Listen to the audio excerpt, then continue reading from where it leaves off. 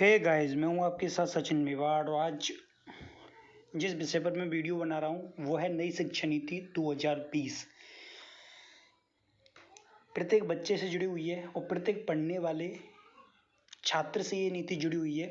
इसलिए इसको हम समझने का प्रयास करेंगे कि आखिर इस नई शिक्षा नीति में ऐसा क्या है जो पहले की जो शिक्षा नीति थी उसमें नहीं था। सरकार ने क्या क्या नया ऐड किया है और सरकार ने इस शिक्षा नीति में क्या क्या वायदे किए हैं, तो इन सारे टॉपिकों पर हम चर्चा करेंगे। देखिए, नई शिक्षा नीति जो 2020 है, इसमें बताया गया है कि एक भारतीय होने में गहरी जड़ें, गर्व पैदा करना है। ठीक है, इसमें बताया गया है कि जो हमारी शिक्षा नीति होगी वो हमें एक विश्व गुरु बनाएगी आने वाले सालों में।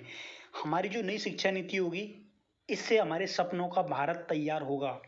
तो ये सारी बातें जो हैं वो नई शिक्षा नीति में की गई हैं। बहुत सारे जो बदलाव हैं वो भी इस शिक्षा नीति में किए गए हैं। देखिए, सबसे पहले जो प्रारंभिक हम बातें करते हैं नई शिक्षा नीति से क्या होगा। सबसे पहले देखिए, इसमें बताया गया है आईआईटी जैसे संस्थान हैं, कला से जुड़ी हुई संस्थान हैं या फिर और जो संस्थान हैं उनकी जो संख्या है वो बढ़ाई जाएगी। ठीक है, और जो छात्र हैं उनके लिए लक्ष्य तय किए जाएंगे कि उनके लिए टास्क तय किए जाएंगे कि उनको इतने समय के अंदर ये चीज़ें करनी ही होंगी। ठीक है, इसके बाद जो जितने भी विभाग हैं, केवल निश्चित विभाग नहीं, दर्शन हुआ, साहित्य हुआ, कला हुआ, समाजशास्त्र हुआ, इन सारे विभागों में नए नए प्रकार के बदलाव किए जाएंगे और इनको मजबूत किया जाएगा। इनके लिए अलग से फंड प्रोवाइड किए जाएंगे गवर्नमेंट की ओर से, ताकि उन पर ज़्यादा विशेष ध्यान दिया जा सके। सबसे महत्वपूर्ण जो बात है इसमें आगे, जो स्नातक की डिग्री है 3 या 4 साल की अवधि की होगी। इसमें बहुत सारे जो विकल्प हैं वो जोड़े गए हैं। जैसे अगर आप 12th के बाद अगर आप बीएड करते हो तो वो 4 साल की होगी।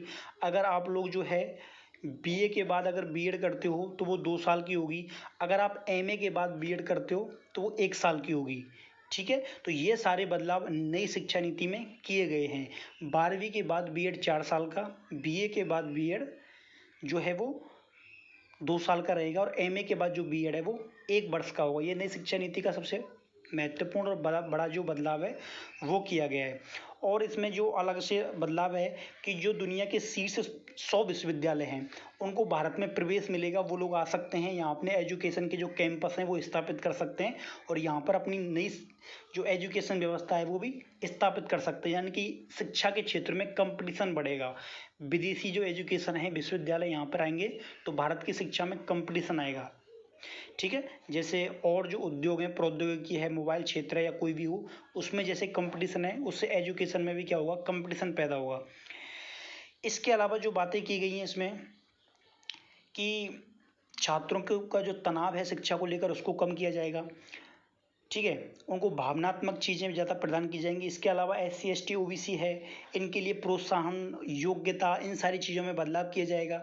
ज़्यादा स्कॉलरशिप की व्यवस्था की जाएगी और योग्यता हैं उनके अंदर भी बहुत सारे बदलाव किए जाएंगे आने वाले समय में। ठीक है, व्यावसायिक शिक्षा है उसमें भी बहुत सारे बदलाव हैं। इसमें बताया गया कि 2025 तक स्कूल और उच्च शिक्षा प्रणाली के माध्यम से कम 50% शिक्षार्थियों को व्यावसायिक शिक्षा के लिए जोखिम होगा।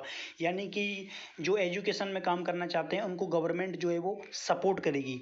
यानी कि 2025 तक, ठीक है, एजुकेशन फील्ड हुआ तो सरकार जो होगी 50% जोखिम उसको सपोर्ट करेगी कि लोन के माध्यम से, बैंक के माध्यम से, बीमा के माध्यम से। तो इन सारी चीज़ों में भी बहुत सारे बदलाव किए गए हैं। तो नई शिक्षा नीति भारत में उच्च शिक्षा आयोग HECI, आपको बताया गया था कि जो मानव विकास मंत्रालय है उसका नाम बदल के शिक्षा मंत्रालय कर दिया गया है। इसके अलावा भारत की शिक्षा व्यवस्था को और मजबूत करने के लिए एक राष्ट्रीय उच्च नियामक परिषद, इसकी फुल फॉर्म है, ये होगी।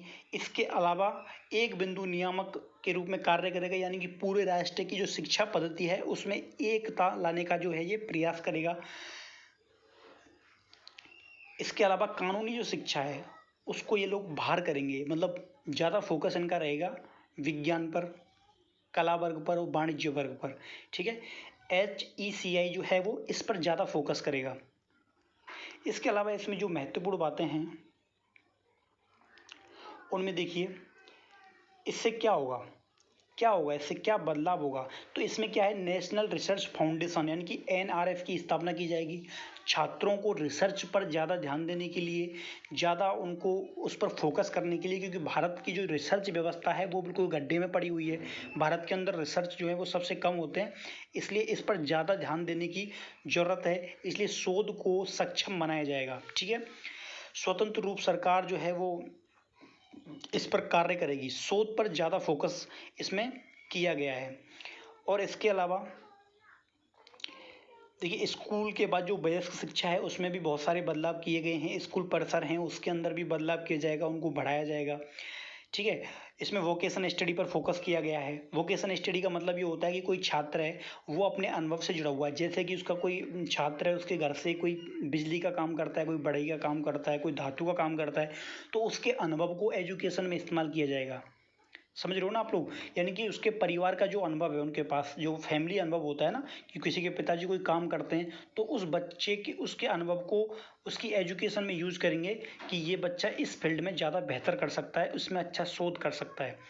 ठीक है, तो ये 6 से 8वीं तक और 10वीं तक की पढ़ाई के दौरान इस्तेमाल किया जाएगा।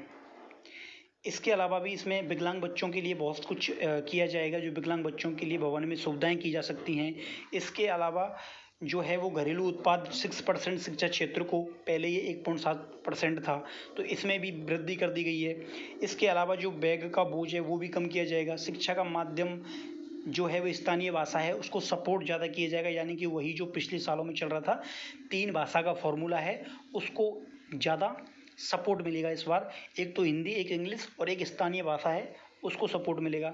इसके अलावा इसमें महत्वपूर्ण जो बदलाव है वो सांकेतिक भाषा है। यानी कि सांकेतिक भाषा है, इसको भी ना सुनने वाले छात्र जो होते हैं वो सुन नहीं पाते, तो प्रत्येक विद्यालयों में पाठ्यक्रम के अंदर ऐसी व्यवस्था की जाएगी कि बच्चों को सांकेतिक भाषा के द्वारा समझाया जा सके। ठीक है, तो जो विकलांग बच्चे होते हैं या जो अन्य श्रेणी के बच्चे होते हैं उनको एजुकेशन का लॉस ना हो। ठीक है, इसके अलावा छात्रों के लिए स्ट्रीम यानी कि शारीरिक शिक्षा, कला, शिल्प, इसको भी क्या है, सपोर्ट किया जाएगा। और सामग्री, विचार, अनुप्रयोग, समाधान, इन पर भी बहुत कुछ बदलाव होंगे। पाठ्य सामग्री जो है वो कम की जाएगी, यानी कि सिलेबस जो है वो कम किया जाएगा। बच्चों को वही पढ़ाया जाएगा, बेस्ट पढ़ाया जाएगा, कम पढ़ाया जाएगा लेकिन अच्छा पढ़ाया जाएगा। ठीक है, सोच, महत्वपूर्ण सोच, पूछताछ, खोजबीन, इस पर इस शिक्षा नीति में ज़्यादा वर्क किया गया है। आगे जो है इसमें ओपन स्कूल में 3, 5 और 8 के लिए ग्रेड पाठ्यक्रम लाया जाएगा, ताकि बच्चे पर जो है वो परसेंटेज यानी कि प्रतिशत का बोझ ना बढ़े बचपन में ही। तो इसलिए ग्रेड जो व्यवस्था है, लेकिन बहुत जगह तो बहुत पहले ही स्थापित कर दी गई थी। ठीक है, पोषण, स्वास्थ्य कार्ड लाए जाएंगे। बच्चों का जो स्वास्थ्य है वो विद्यालय में ही अप टू डेट रहेगा, यानी कि विद्यालय के पास पूरी रिपोर्ट रहेगी इस बच्चे का कौन सा ब्लड ग्रुप है, कौन सी बीमारी है, तो ये सारी चीज़ें। इसके अलावा बच्चों की देखभाल के लिए इसमें बहुत सारे मंत्रालयों को भी जोड़ा गया है। बाल विकास मंत्रालय, महिला विकास मंत्रालय, परिवार कल्याण, जनजातीय मामले, तो ये सीधे विद्यालय से कनेक्ट रहेंगे। विद्यालय की पूरी इन्फॉर्मेशन जो है इनके पास रहेगी, और बच्चे का जो पूरा जो कार्ड है वो विद्यालय के पास रहेगा। घर वालों से भी ज़्यादा जो रिपोर्ट है वो विद्यालय में किसी भी बच्चे की मिल जाएगी। ठीक है, इसके माध्यम से जो ऑनलाइन एजुकेशन है उस पर फोकस किया गया। टीवी चैनल, ऐप, इनके माध्यम से ऑनलाइन किताबें मिलेंगी। ऑनलाइन लाइब्रेरी है, उनमें विकास किया जाएगा। कोई बच्चा ऑनलाइन ऐप पर कभी भी पढ़ सकता है। तो इन सारी बातों पर, इन सारी चीज़ों पर क्या है, फोकस किया जाएगा। ठीक है, 5 से जो कम वर्ष के जो बच्चे हैं उनके लिए प्रारंभिक शिक्षा। प्रारंभिक शिक्षा का मतलब होता है 1 से पहले की जो आप लोग बोलते हो ना, जो बच्चा पहली कक्षा में आता है, तो वो जो शिक्षा होती है उसको सपोर्ट करने के लिए इसमें प्रयास किए गए हैं। कक्षा 6 तक के लिए कोडिंग, यानी कि कोडिंग भाषा तुम लोग समझते हो ना, उसको कक्षा 6 से उसको शुरू कर दिया जाएगा, कोडिंग जो भाषा होती है पढ़ाने के लिए। तो ये इस पर भी ध्यान दिया गया है। बोर्ड परीक्षा जो है उसको कम किया जाएगा। वर्ष में 2 बार परीक्षाओं का आयोजन होगा, यानी कि सीधा सा मतलब है बोर्ड का प्रेशर ना रहे, तो बच्चे को उससे पहले 2 एग्जाम जो है वो लाने का इस बार प्लान है। रट्टा जो व्यवस्था है वो समाप्त की जाएगी। इसके अलावा भी बोर्ड परीक्षा में मॉडल परिवर्तन है, वार्षिक सेमेस्टर हैं। ठीक है, तो इसमें 2 परीक्षाएं, वस्तुनिष्ठ और ये वर्णनात्मक प्रकार के कुछ बदलाव होंगे कि वस्तुनिष्ठ क्वेश्चन बढ़ाए जाएंगे और वर्णनात्मक भी आएंगे, ताकि बच्चा जो है उसकी दोनों तरह की कैपेसिटी को परखा जा सके।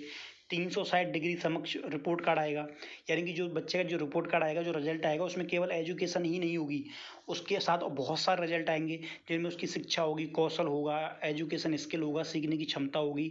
तो बहुत सारे रिपोर्ट कार्ड सब्जेक्ट के अलावा और भी चीज़ों पर फोकस किया जाएगा, बच्चे का कौशल के क्षेत्र में ज़्यादा है, ताकि इस रिपोर्ट के आधार पर बच्चे को पहचाना जा सके। ठीक है, और उसके अनुसार और बहुत सारी चीज़ें हैं। आम परीक्षा में प्रीवियस के लिए एनटीए यानी कि नेशनल टेस्टिंग एजेंसी जो है वो विश्वविद्यालय परीक्षाओं के लिए हर साल में 2 बार, ये तो वर्तमान में भी होता है, तो इसमें भी बदलाव किए गए हैं। सीट से जो 100 विश्वविद्यालय चयनित हो सकते हैं वो भारत में काम कर सकते हैं। तो ये सारी चीज़ें हैं इसमें बढ़ाई गई हैं। ठीक है, और भी इसमें कई बदलाव किए गए हैं, जैसे एनटीए जो है वो लेगी 50% सकल नामांकन अनुपात के लिए लक्ष्य रखा गया है, कम से कम 50%। 34 साल बाद ये शिक्षा नीति आई है, सबको मालूम है। इसके अनुसार क्षेत्रीय भाषाओं को महत्व दिया गया है, बता दिया, त्रिभाषा फॉर्मूला रहेगा। ठीक है, और ये जो एक महत्वपूर्ण चीज़ में चीज़ जोड़ी गई है कि बच्चे को आप उम्र से पहले अगली कक्षा में प्रवेश नहीं दिला पाएंगे। ठीक है, यानी कि उसमें निश्चित है कक्षा 1 से 6 से शुरू होगी, यानी कि बच्चा 6 साल का होगा तब से वो अपनी, यानी कि बच्चा 3 या 4 साल के बाद वो छोटी कक्षा में बैठेगा, जैसे नर्सरी में, यूकेजी में। तो पहली कक्षा में कम से कम 6 के समकक्ष वो होना चाहिए। इस सिस्टम को इसमें लागू किया गया है। ठीक है, और तो कला विज्ञान स्थानीय भाषा को महत्व है, त्रिभाषा फॉर्मूला, शारीरिक शिक्षा, तो इन सारी चीज़ों पर इसमें बहुत ध्यान दिया गया है। नई शिक्षा नीति वास्तव में बहुत कुछ नया लाएगी, तो इसलिए नई शिक्षा नीति बहुत महत्वपूर्ण है। इसकी जो पीडीएफ है वो आप लोग डाउनलोड कर सकते हैं और विस्तृत पढ़ सकते हैं। मुझे लगा जो चीज़ इंपॉर्टेंट थी शिक्षा नीति में वो मैंने आप लोगों को बता दी। थैंक यू, धन्यवाद, बाय बाय।